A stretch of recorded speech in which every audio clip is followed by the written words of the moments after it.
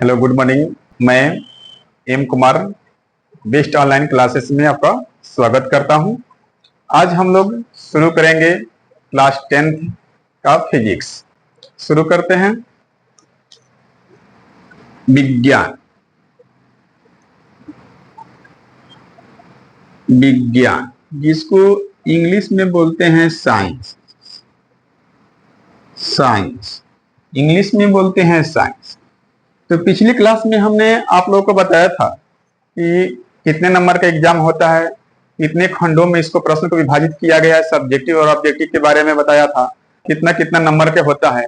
आज हम लोग देखते हैं कि विज्ञान किसे कहते हैं। ठीक है ना, विज्ञान यानी साइंस किसे कहते हैं। तो साइंस शब्द की उत्पत्ति लैटिन शब्द सिंथिया से हुई है, जिसका अर्थ होता है नॉलेज। अर्थात हमारे भौतिक जगत में जो कुछ भी घटित घटना हो रही है उसे क्रमबद्ध तरीके से अध्ययन करना ही विज्ञान कहलाता है। अब देखिए, एक वर्ड आता है कि क्रमबद्ध। क्रमबद्ध क्या होता है? इसकी लगातार। ठीक है ना, जैसे हम लोग काउंटिंग गिनते हैं ना, एक के बाद दो, दो के बाद तीन, तीन के बाद चार, चार के बाद पांच होता है। सेम उसी तरह क्रमबद्ध यानी लगातार ज्ञान को अध्ययन हम लोग करते हैं। अब आता है कि जैसे यहाँ की विज्ञान किसे कहते हैं। विज्ञान, विज्ञान साइंस। साइंस देखेंगे, साइंस शब्द की, साइंस शब्द की उत्पत्ति लैटिन शब्द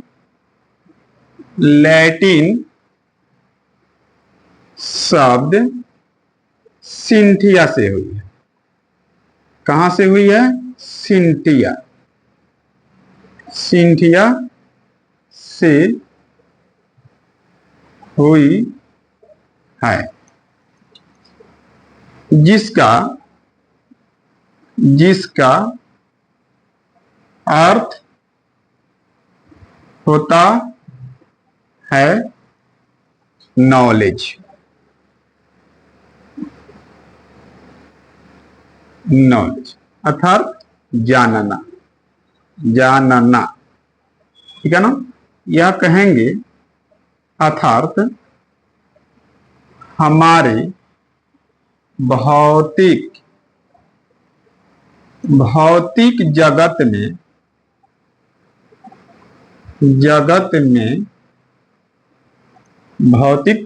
में जो कुछ भी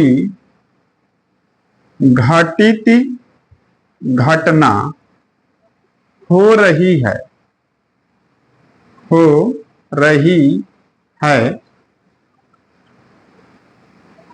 उसे विज्ञान कहते हैं। विज्ञान कहते हैं।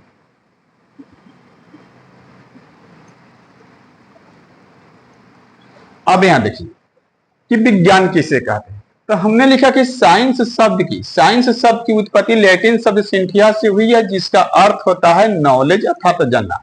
हमारे भौतिक जगत में जो भी कुछ घटित घटना हो रही है उसे क्रमबद्ध ज्ञान को, यानी हो रही है उसे क्रमबद्ध ज्ञान के साथ, यहां देखिए, उसे क्रमबद्ध, एक वर्ड जोड़ लीजिए, उसे क्रमबद्ध ज्ञान को विज्ञान कहते हैं। विज्ञान कहते हैं। क्या कहते हैं? विज्ञान कहते हैं। अब यहां समझिए, हमने लिखा कि विज्ञान किसे कहते हैं। तो विज्ञान को इंग्लिश में बोलते हैं साइंस। तो साइंस शब्द की उत्पत्ति लैटिन शब्द सिंथिया से हुई है, जिसका अर्थ होता है नॉलेज।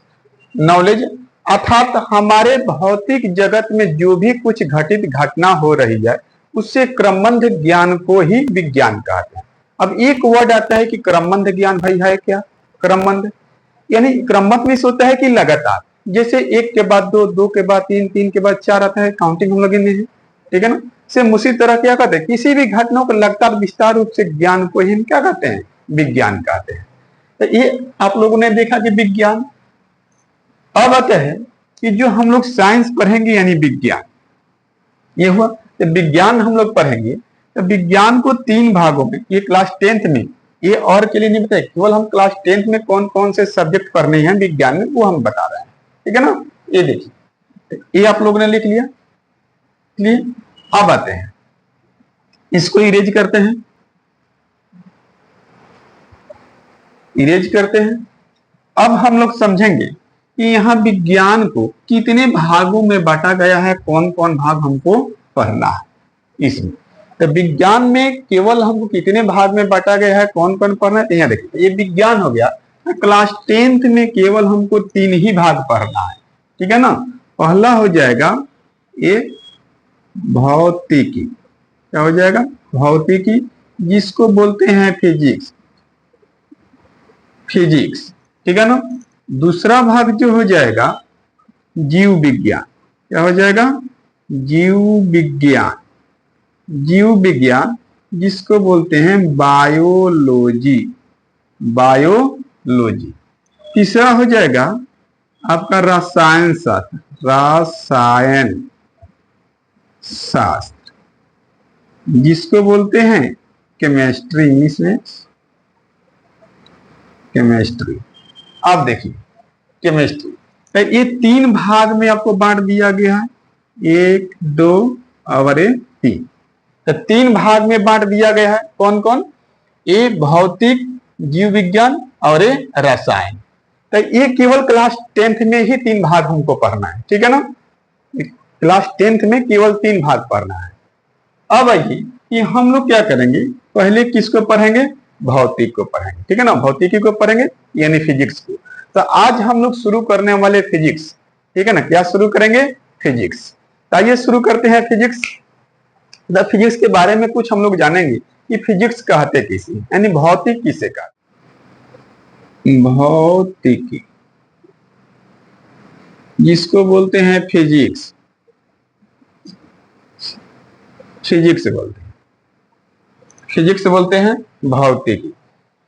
अब भौतिक कहते किसे हैं, फिजिक्स कहते किसे हैं, तो इसके बारे में थोड़ा सा हम लोग जानते हैं और आगे बढ़ते हैं। यहाँ देखिए, जब एग्जाम की दृष्टि में आप लोग ये नहीं पूछा जाएगा कि जीव विज्ञान किसे कहते हैं, रसायन शास्त्र किसे कहते हैं, केमिस्ट्री किसे कहते हैं, ये आपसे एग्जाम में नहीं पूछा जाएगा प्रश्न, ठीक है ना। केवल ये जानकारी के लिए आपको हम बता दे रहे हैं। यहाँ देखिए, ये भौतिक यानी फिजिक्स कहते हैं, तो विज्ञान की वैसी शाखा, विज्ञान की वैसी शाखा जिसके अंतर्गत हम ऊर्जा और उनकी परस्पर क्रियाओं का अध्ययन करते हैं, उसे फिजिक्स कहते हैं। फिजिक्स समझ में आ गया, फिजिक्स किसे कहते हैं। यहाँ देखिए, आपसे कोई पूछे कि फिजिक्स किसे कहते हैं, भौतिकी, यानी भौतिकी किसे कहते हैं, इसको बोलते हैं फिजिक्स, फिजिक्स। तो क्या लिखेंगे कि विज्ञान की वैसी शाखा, विज्ञान की वैसी शाखा,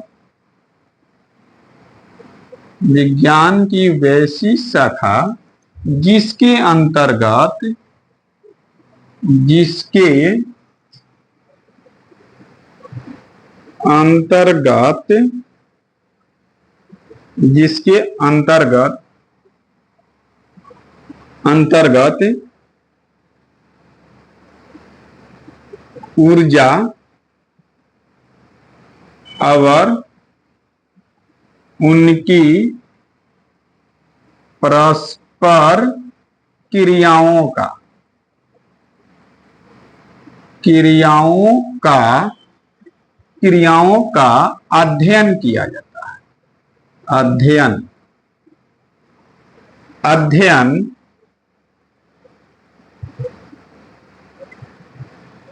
किया जाता है,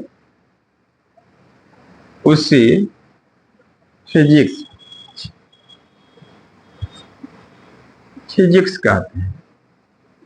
यहां समझ, फिजिक्स कहते हैं।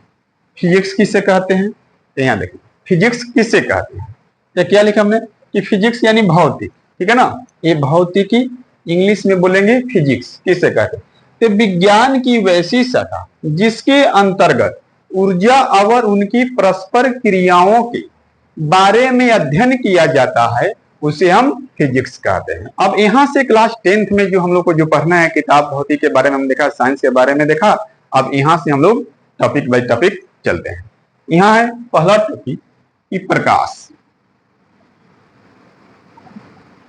प्रकाश, इसको इंग्लिश में बोलते हैं लाइट। लाइट यानी प्रकाश। तो इसको समझिए कि प्रकाश किससे कहते हैं। अब देखिए, समझिए कि कल्पना कीजिए थोड़ी देर के लिए कि अगर प्रकाश नहीं होता तब क्या होता। वैसे होता, या अगर किसी को आंख नहीं होता है, सिर्फ वही बात हो जाती। अगर किसी को आंख नहीं होता तो वो कहे कि दुनिया में देखिए कौन सी दृष्टि रंग बिरंगे ये दुनिया दिखाई देगी, नहीं दिखाई देगी, उसको सब एक जैसा लगेगा। सेम वैसा ही सभी लोग को होता। अब देखिए, किसी भी वस्तु को हमको देखने के लिए प्रकाश की आवश्यकता होती है। आपने कभी कल्पना किया है? कल्पना, अब ये नहीं, क्या होता है कि आखिर हम किसी भी चीज को दिन में ही क्यों देख सकते हैं, रात को क्यों नहीं देख सकते हैं? या कभी हम लोग क्या करते हैं कि दिन में धूप में बाहर खेलें, खेल करके और भी अपने रूम में आए, अंदर जाते हैं तो देखते हैं कि थोड़ी देर में क्या होता है कि पूरा अंधेरा टाइप का हो जाता है, कुछ दिखाई नहीं देता। फिर थोड़े ऐसे आंख को मिस करते हैं, फिर कुछ सेकंड के बाद हमको 10-15 सेकंड के बाद क्या धीरे धीरे दिखाई देने लगता है। या रात के समय हम लोग अपने रूम में हैं, अंदर पढ़ाई कर रहे हैं या सोए हैं, तो लाइट जरा है तो पूरा हमको सब कुछ दिखाई दे रहा है। अचानक जब लाइट कटता है तो क्या होता है, पूरा अंधेरा हो जाता है। उस समय कुछ हमको नहीं दिखाई देता, हमारे पास में किस चीज की वस्तु नहीं दिखाई देती है कि इधर क्या रखा गया, इधर क्या रखा गया, आखिर क्यों? फिर वही बात कि हम लोग क्या करते हैं कि थोड़ी देर यहाँ से आंख को ऐसे ऐसे क्या करते हैं, मिलते हैं, तो मेरे को धुंधला टाइप का दिखाई देता है। आपको पूरा स्पष्ट नहीं दिखाई देगा, लेकिन धुंधला टाइप का आपका थोड़ा थोड़ा दिखाई देता है। ठीक है ना? ये सब क्या है, प्रकाश। अगर प्रकाश नहीं रहेगा तो हम किसी वस्तु को नहीं देख पाएंगे। ठीक है ना? प्रकाश क्या जाता है, हमारे आंखों से उस वस्तु पर पड़ती है, वस्तु पर टकरा कर फिर क्या वापस हमारे आंखों तक पहुंचती है, तब हम किसी वस्तु क्या करते हैं, देख पाते हैं। ठीक है ना? अब प्रकाश की भी जब चलेगी तो गति भी होगा, तो गति भी होगा तो अलग अलग से भी होता है, इसका गति होता है। सब कुछ चीज को करके एक एक करके हम लोग देखेंगे। तो आइए आज हम देखते हैं कि प्रकाश क्या है। आप कह सकते हैं कि प्रकाश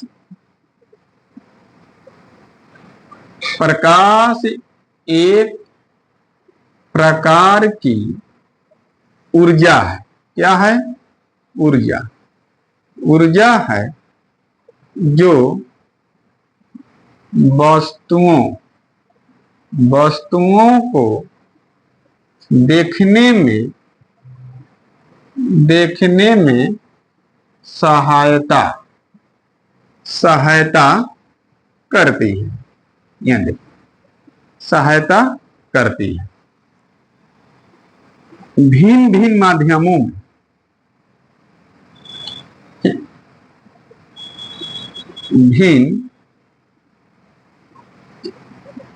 भिन्न माध्यमों में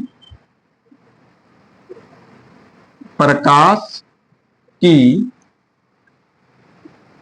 चाल भिन्न होता है। या निर्वात में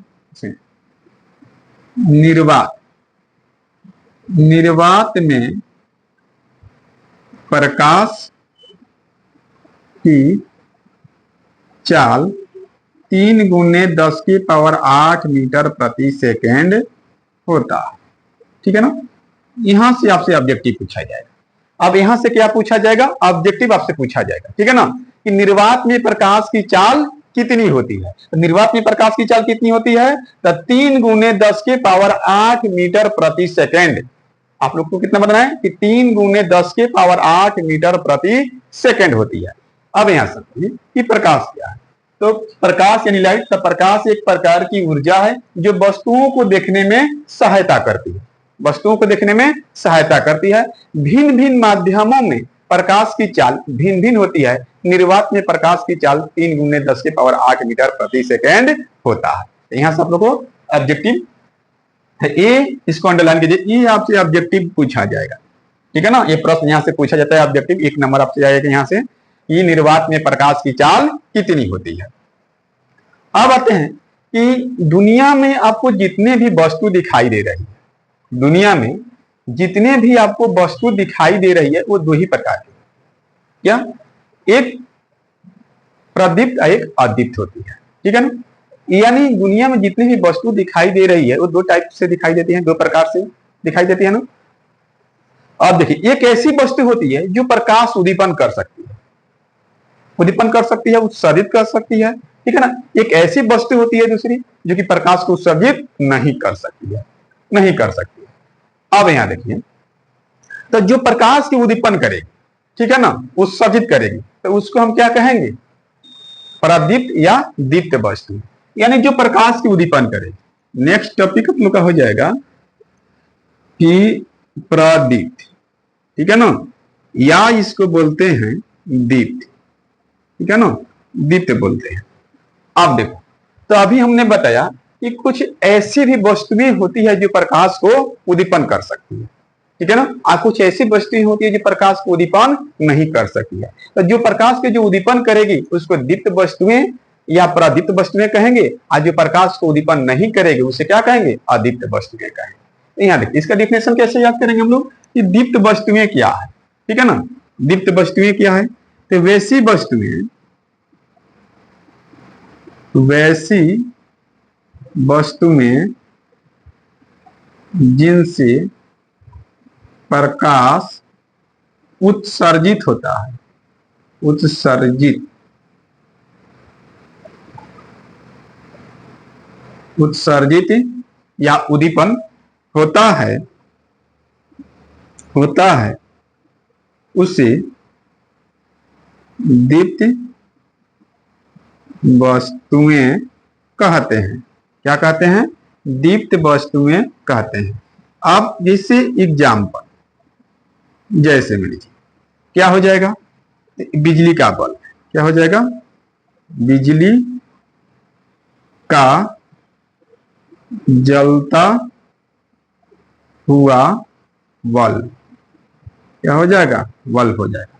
सूर्य, क्या हो जाएगा, सूर्य, ठीक है ना, ईटीसी कर दो, इत्यादि और भी होंगे। मोमबत्ती हो जाएगा, जलता हुआ, ठीक है ना। तो दीप्त वस्तु वैसी वस्तुएं जिनसे प्रकाश उद्दीपन या उत्सर्जित होता है उसे दीप्त वस्तुएं कहते हैं। जैसे क्या हो जाएगा, सूर्य हो जाएगा, बिजली के जलता हुआ बल्ब हो जाएगा, मोमबत्ती हो जाएगा, यानी जिनसे प्रकाश उद्दीपन हो जाएगा, ठीक है ना, वो क्या कहलाएंगे, हमारा दीप्त वस्तुएं कहलाएंगे या प्रदीप्त वस्तुएं कहलाएंगे। अब आता है कि अदीप्त वस्तुएं, कितना जाएगा, अदीप्त वस्तुएं, अदीप्त वस्तुएं। नेक्स्ट क्या हो जाएगा, अदीप्त, अदीप्त, ठीक है ना, या इसको बोलेंगे अप्रदीप्त, या इसको ऐसे लिखो अप्रदीप्त, या इसको बोलेंगे अदीप्त वस्तुएं। क्या बोलेंगे, अदीप्त, ठीक है ना। तो अदीप्त वस्तुएं क्या है, सेम इसके उल्टा हो जाएगा, इसमें क्या कर सकती है, इसमें नहीं कर सकती। डिफिनेशन क्या हो जाएगा कि वैसी वस्तुएं, वैसी वस्तुएं जिनसे प्रकाश उत्सर्जित, उत्सर्जित, उत्सर्जित नहीं होता है, उत्सर्जित नहीं होता है, उसे अदीप्त, अदीप्त वस्तुएं कहते हैं। क्या कहते हैं, अदीप्त वस्तुएं कहते हैं। अब देखिए, जैसे क्या हो जाएगा, इसमें आप लोग एग्जांपल बता सकते हैं, बताइए तो जैसे क्या हो जाएगा, जैसे पत्थर, मिट्टी, बेंच, बोर्ड, जिनसे प्रकाश उद्दीपन नहीं हो रहा, ये सब क्या हो जाएंगे, अदीप्त वस्तुएं। जैसे क्या हो जाएगा, मिट्टी, क्या हो गया, मिट्टी हो गया, पत्थर हो गया, क्या हो गया, पत्थर, पत्थर हो गया, बालू हो गया, क्या हो गया, बालू हो गया, सीमेंट हो गया, ये सब क्या है, अदीप्त, लकड़ी हो गया, ये सब क्या है, अदीप्त वस्तुएं, इनसे प्रकाश उद्दीपन नहीं होता है। तो ये समझ में आया आप लोगों को। तो आज हमने देखा कि प्रकाश दीप्त वस्तुएं और अदीप्त वस्तुएं, ठीक है ना, यहां तक क्लियर हुआ। अब आगे चलते हैं, जैसे ये देखो, ये हमारा क्या हो गया,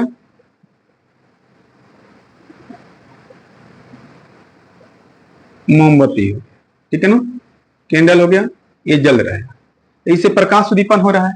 क्या हो रहा है? प्रकाश उद्दीपन हो रहा है। ये कौन सी वस्तुएं हो जाएंगी? दीप्त वस्तुएं हो जाएगी। क्या हो जाएगा? ये दीप्त वस्तुएं हो जाएंगी। कैसे वस्तुएं? तो दीप्त वस्तुएं। क्यों? क्योंकि इनसे प्रकाश उद्दीपन हो रहा है। प्रकाश उद्दीपन नहीं होता तो क्या कहेंगे हम? अदीप्त वस्तुएं कहेंगे। अब आते हैं कि नेक्स्ट टॉपिक की प्रकाश का पराकिरण।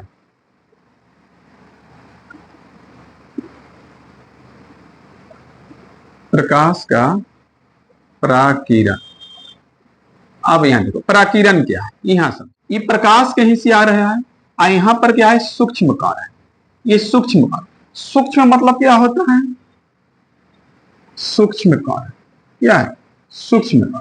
सूक्ष्म कण की जिसको हमको नंगी आंखों से नहीं दिखाई देती है, ठीक है ना, उसके लिए लेंस चश्मे की आवश्यकता होती है, माइक्रोस्कोप से हम देख सकते हैं, नहीं तो इसको नहीं देख सकते हैं। सूक्ष्म कण। जब प्रकाश का हमारा जो वायुमंडल होता है, तो वायुमंडल में क्या होता है? कभी शांत नहीं रहता है, कभी इसमें कभी धूल कण, मिट्टी, गर्म हवाएं, ठंडी हवाएं बहती रहती है। और जब प्रकाश यहाँ से चलता है तो ये अनेक धूल कण, मिट्टी इसमें क्या होते हैं? उड़ते रहते हैं, ठीक है ना। अब प्रकाश यहाँ से आया, इस कण को क्या हुई? टकरा गई, और टकरा करके इधर फैल गई, इधर फैल गई, इधर चली गई, इधर चली गई, इधर चली गई। ये सब क्या होगी? ये फैल गई। इसी को तो कहते हैं प्रकाश का पराकिरण। प्रकाश का पराकिरण क्या है? ये प्रकाश की किरण किसी सूक्ष्म कण से टकराकर विभिन्न दिशाओं में फैलने की क्रिया को प्रकाश का पराकिरण कहते हैं। पराकिरण याद हुआ? पराकिरण किसे कहते हैं? जब प्रकाश की किरण, यहां देखिए, जब प्रकाश की किरण किसी सूक्ष्म कण से टकराकर विभिन्न दिशाओं में फैलने की क्रिया को प्रकाश का पराकिरण कहते हैं। क्लियर हुआ? प्रकाश का पराकिरण क्या है? चलिए आइए इसको हम लिखते हैं। यानी क्या हो जाएगा? जब प्रकाश की किरण किसी सूक्ष्म कण से टकराकर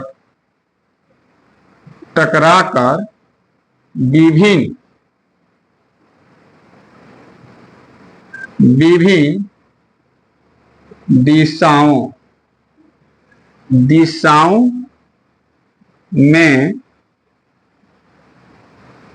फैलने की क्रिया को प्रकाश का पराकिरण कहते हैं। प्रकाश का पराकिरण कहते हैं। यहां समझ, प्रकाश का पराकिरण क्या है? आपने अभी देखा कि जब प्रकाश क्या होगी, किसी एक सूक्ष्म कण हो जाएंगे, ठीक है ना। ये थोड़ा बड़ा बना दे रहा है, ये आपको यहां दिखाई दे। जब प्रकाश क्या चलेगी, इधर से आई, इस सूक्ष्म कण से टकराई, ठीक है ना। प्रकाश सीधी रेखा में गमन करती है, और इधर यहां देखिए, अब इस सूक्ष्म कण से टकराई, इधर फैल गया, इधर फैल गया, इधर फैल गई, इधर, ठीक है ना। ये चारों तरफ फैल गई, तो इसी को कहेंगे प्रकाश का पराकिरण। प्रकाश किसी सूक्ष्म कण से टकराकर विभिन्न दिशाओं में फैलने की क्रिया को प्रकाश का पराकिरण कहते हैं। याद हुआ? यहां प्रकाश का पराकिरण क्या है? जब प्रकाश किसी सूक्ष्म कण से टकराकर विभिन्न दिशाओं में फैलने की क्रिया को प्रकाश का पराकिरण कहते हैं।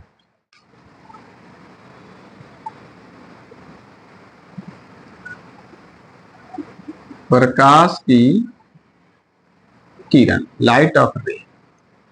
अब यहां देखिए, प्रकाश की किरण, यहां समझिए, ये क्या हमारा है? दीप्त वस्तु। ये क्या है? मोमबत्ती है, लेकिन इसको क्या बोलेंगे हम? दीप्त वस्तु। क्या बोलेंगे? दीप्त वस्तु। तो ऐसी वस्तुएं जिनसे प्रकाश उद्दीपन होता है उसे दीप्त वस्तुएं कहते हैं। ये तो पिछले बार हमने देखे थे। अब यहां देखिए, तो ये प्रकाश यानी दीप्त वस्तुएं से प्रकाश निकलकर जिस रेखा पर गमन करती है उस रेखा को प्रकाश की किरण कहते हैं। याद हुआ? प्रकाश की किरण क्या है?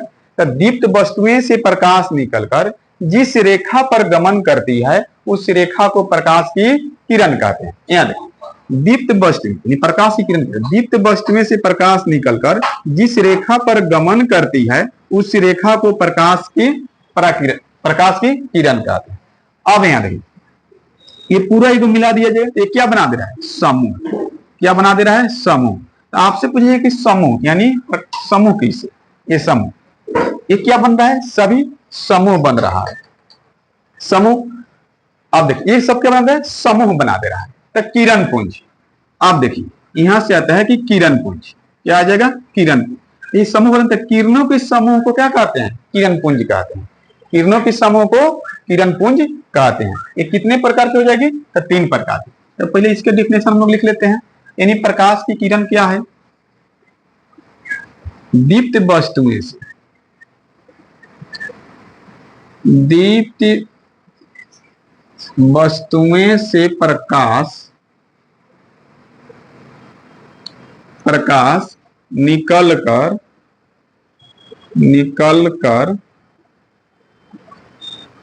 जिस रेखा पर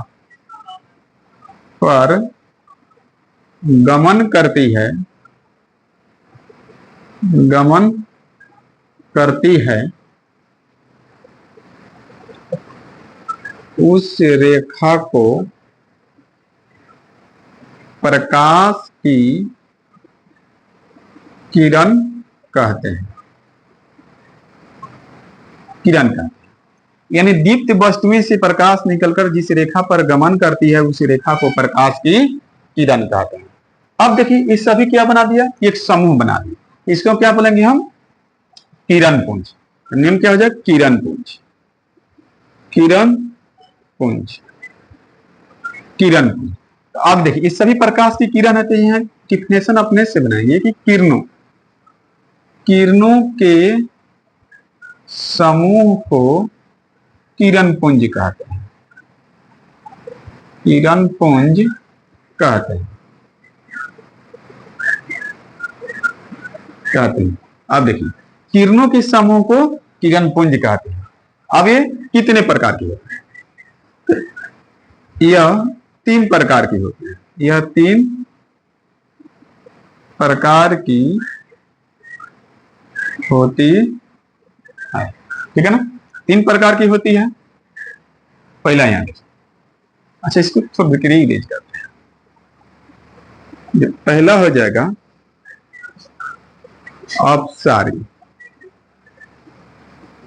अपसारी किरण पुंज। दूसरा हो जाएगा समांतर किरण पुंज, और तीसरा हो जाएगा अभिसारी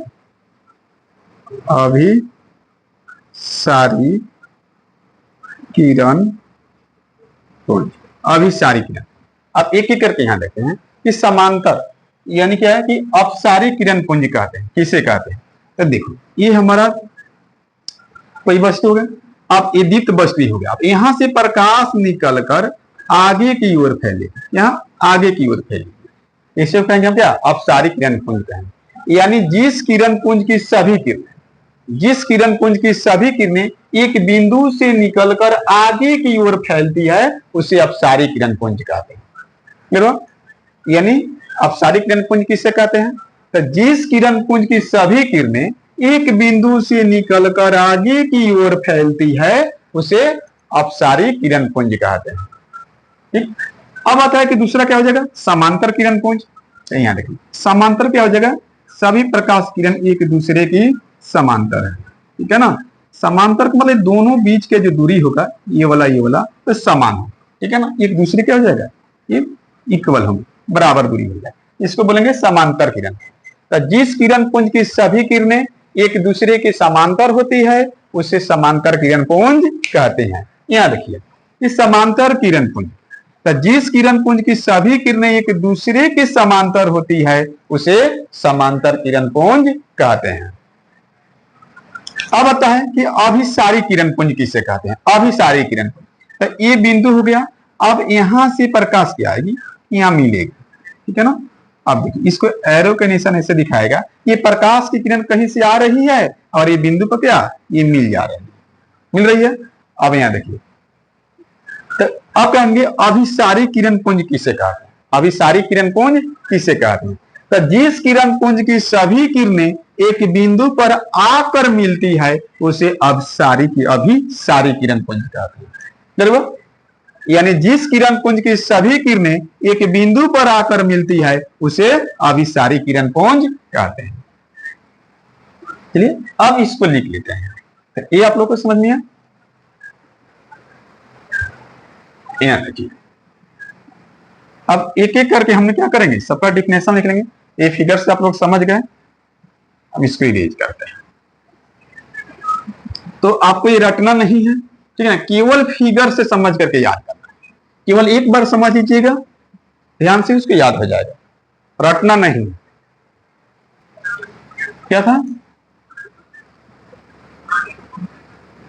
पहला था अपसारी, अपसारी किरण पुंज, किरण पुंज, ठीक है ना। तो जिस किरण पुंज की डिफिनेशन कैसे लिखेंगे, जिस किरण पुंज के, किरण पुंज, जिस किरण पुंज के सभी किरणें एक बिंदु से निकल कर आगे की ओर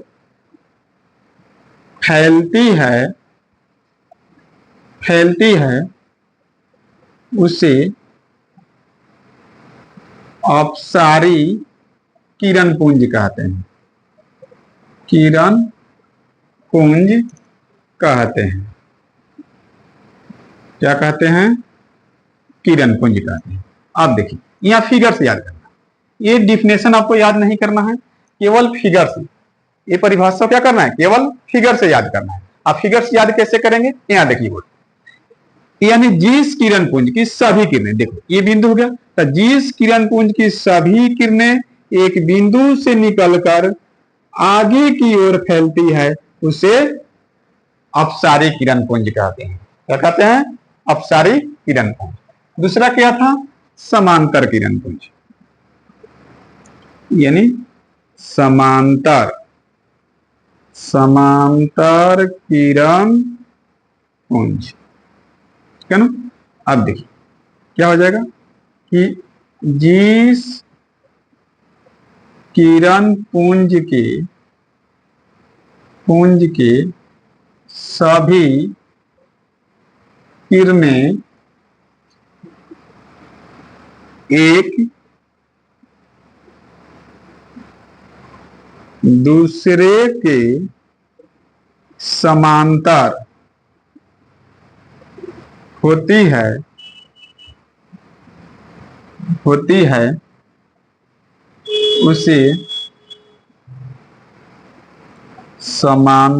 है उसे समांतर किरण पुंज कहते हैं।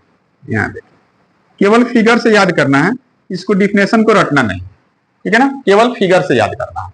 यह है कि समांतर किरण पुंज किसे कहते हैं, केवल फिगर देखिए कि जिस किरण पुंज की सभी किरणें एक दूसरे के समांतर होती है उसे समांतर किरण पुंज कहते हैं। याद हुआ? यानी जिस किरण पुंज की सभी किरणें एक दूसरे के समांतर होती है उसे समांतर किरण पुंज कहते हैं। अब आता है तीसरा जो था अभिसारी, अभिसारी किरण पुंज, किरण पुंज, अभिसारी किरण पुंज। तो क्या हो जाएगा? जिस किरण पुंज के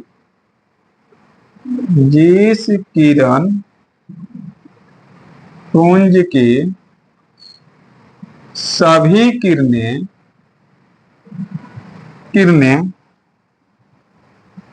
एक बिंदु पर आकर मिलती है उससे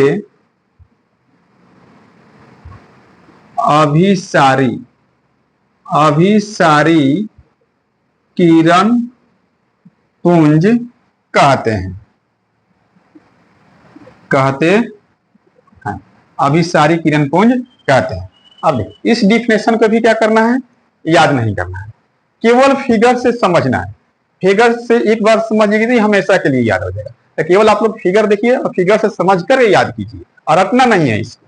यहाँ देखिए क्या लिखे हैं कि अभिसारी किरण पुंज, तो जिस किरण पुंज के सभी किरणें एक बिंदु पर आकर मिलती है उसे अभिसारी किरण पुंज कहते हैं। देखिए जैसे क्या हुआ, ये बिंदु हो गया, अब यहां से प्रकाश की किरण आई, यहां मिल गई, फिर यहां से प्रकाश की किरण आई, यहां मिल गई, ठीक है ना, यहां मिल गई, फिर क्या हो जाएगा, ये प्रकाश की किरण आई और यहां मिल गई। इसको क्या कहेंगे हम, अभिसारी किरण पुंज। आप देखो इतना डिफिनेशन बड़ा आपको याद नहीं करना, 3 केवल फिगर देखना है और फिगर से याद कर लेना है। पहला क्या है कि अपसारी किरण पुंज, यानी जिस किरण पुंज की सभी किरणें एक बिंदु से निकलकर आगे की ओर फैलती है उसे अपसारी किरण पुंज कहते हैं। तीसरा हो जाएगा समांतर किरण पुंज, तो जिस किरण पुंज की सभी किरणें एक दूसरे के समांतर होती है उसे हम कहते हैं समांतर किरण पुंज। तीसरा हो जाएगा अभिसारी किरण पुंज, यानी जिस किरण पुंज की सभी किरणें एक बिंदु पर आकर मिलती है उसे कहते हैं अभिसारी किरण पुंज। चलिए आज की क्लास में इतना ही। उम्मीद करता हूं कि ये क्लास आप लोगों को समझ में आया होगा। तो आप लोग ये वीडियो को लाइक, शेयर और चैनल को सब्सक्राइब करें। फिर अब मिलते हैं हम लोग नेक्स्ट क्लास में, तब तक के लिए बाय टू सी यू।